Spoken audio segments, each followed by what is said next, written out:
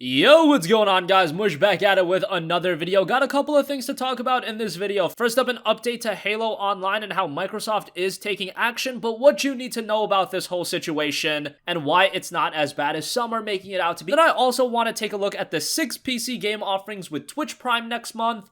Those will be available on May 1st, and this is quickly becoming one of the best values in all of PC gaming. If there wasn't enough great values available, Twitch Prime is becoming another great one, so I'll take a look at those games. Some I am familiar with, others not so much. So first, let's talk about Halo and the recent release of Halo PC by El Dorito, and 343 actually put out an official post over at Halo Waypoint, and a lot of people are losing their mind over this. First up, I'll read the first paragraph of this post. It's very long, so I'll leave the link down below in the description box, but I would recommend before you make a rash judgment on this, read the entire post so you can get the entire idea. So here's how the post starts out. Quote, "Today we want to let our community know that Microsoft has initiated actions to protect its Halo intellectual property in the week of the recent El Dorito PC release. Community-created content has long been a key pillar in the Halo franchise and something we have continuously sought to support, from the early beginnings of Red vs. Blue to Forge-made maps and modes to the Halo Custom Edition to original recent fan creations like Installation 01. These projects and others like them have one key factor in common. They fit within Microsoft's established content usage guidelines." So I'm not going to read the entire post because, again, it's very long, but if you have any vested interest in this situation, I would recommend you to read this entire post. But let's talk about what Phil Spencer, head of Xbox, said on Twitter. He directly quotes the article, and this is what Phil Spencer said. He said, "This point is important. Quote, as we look ahead, we're very excited about the prospects of an official classic Halo experience making its way to PC, and we hope to be able to partner with the El Dorito team and broader mod and content creation community." So I know a lot of you guys haven't been following what Microsoft has been doing recently in terms of how they are promoting themselves and how they are marketing Xbox as a platform and their gaming division entirely as a platform. Very, very pro-consumer right now, and that's what any company that's getting whooped kind of has to revert into. You have to be very consumer friendly. And if you guys don't know, Xbox has been doing a lot of consumer friendly things. You look at Xbox Game Pass, backwards compatibility, the amazing game offerings with games with gold. Phil Spencer has been doing a lot right and pleasing consumers as a whole. The only issue is that platform still has no exclusives, and that's kind of dead on arrival when you talk about a console with no exclusives. So in that aspect, the Xbox One is still kind of dead because it doesn't have many exclusives. In terms of quality exclusives, I mean, you saw the release of Sea of Thieves. That was an absolute nightmare. But they're still getting the idea of being very consumer friendly, and I understand where they're coming from. Halo is their property that they've built up, that they've created, and they do want to retain that property. However, at the same time, PC has always been super open, so kind of affecting that kind of damages the integrity of PC gaming, and at that aspect alone, depending on how Microsoft handles the entire situation, that is anti-consumer in its own right. Development of this has stalled, and developers are, quote, enacting action to remove the Halo Online code and packages from places it's being hosted. That comes straight from the El Dorito blogs, so it is unfortunate how all of this is playing out, but again, we have to see the whole thing play out. Personally, I haven't jumped into this all too much, but it has been huge, and it seems like a lot of you guys are invested into it. There are over 8,000 people playing. It would be great to see some longevity behind this. I know at some point Microsoft is going to release Halo games on PC. I mean, they've released every other property onto the Windows Store. I'm sure Halo's the next one up, but for now, hopefully they can work out a partnership and work together. Honestly, it'd be the best if Microsoft could just hire all of them. I think that is an idea on the table. That would be best for everybody involved. Hey, they get paid now, and Microsoft still has some control. But again, let's wait and see how this plays out, and I will keep you guys posted.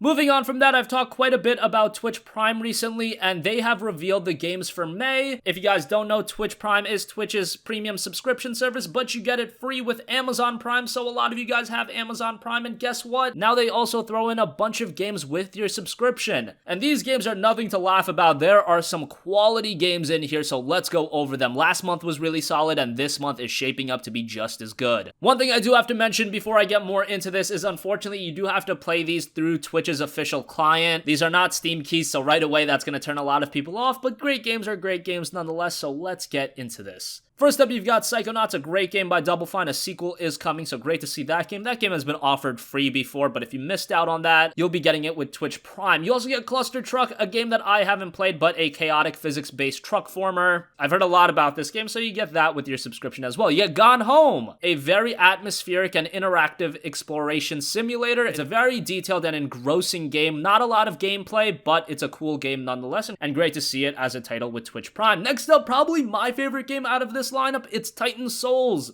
Titan Souls is a great game, a lot of resemblance to Dark Souls. Obviously, when you look at this game, it doesn't look a lot like Dark Souls, but the elements are there. Titan Souls is very difficult, so keep that in mind, but it's a very enjoyable game. I really dig the art style, so great to see that game. A game a lot of you guys probably missed out on, so definitely give that a look if you are a Prime subscriber. And the final two games are games I don't know much about. High Hell, it's a neon-soaked arcade action first-person shooter. You descend upon the criminal underground with the most blessed of shotguns and bring lethal salvation to those that have fallen from the light. So there you go. You have that too. And then finally, you have I Hope. I Hope is described as a poignant and transcendent story about a young girl and how her life has been turned upside down by cancer. So that sounds a little moving. Personally, I haven't played it again, but a game you will be getting with your Prime subscription. So that's very good. I believe Twitch Prime is only $5 a month, and you get to subscribe to a Twitch streamer if you want. Personally, I have Twitch Prime because I am an Amazon Prime subscriber, so to get these games from me as a freebie, that is great, and all of these games will be available from May 1st until the 31st, so check them out, redeem them so you can keep them forever. While they're available from May 1st to the 31st, you just have to redeem them, and then they're yours to own. Unfortunately, again, they are not Steam copies. You'll have to use the Twitch client, but hey, for the value you're getting, it is a steal. That is going to conclude this video. Let me know your guys' thoughts in the comments section down below. What do you think about everything going on with Halo Online? What do you think is the best way to remedy this situation? And then let me know your thoughts on the 6 games you are getting with Twitch Prime. Some great games. Like I said, definitely give a look at Psychonauts, Titan Souls, Gone Home. Some great games. I Hope looks pretty good. High Hell looks pretty good. And again, a lot of you guys just probably have a subscription chilling there with Amazon Prime, so you're just getting access to a bunch of quality titles. That's going to wrap up this one, guys. Let me know your thoughts in the comments down below, and I will catch you in the next one. Peace out.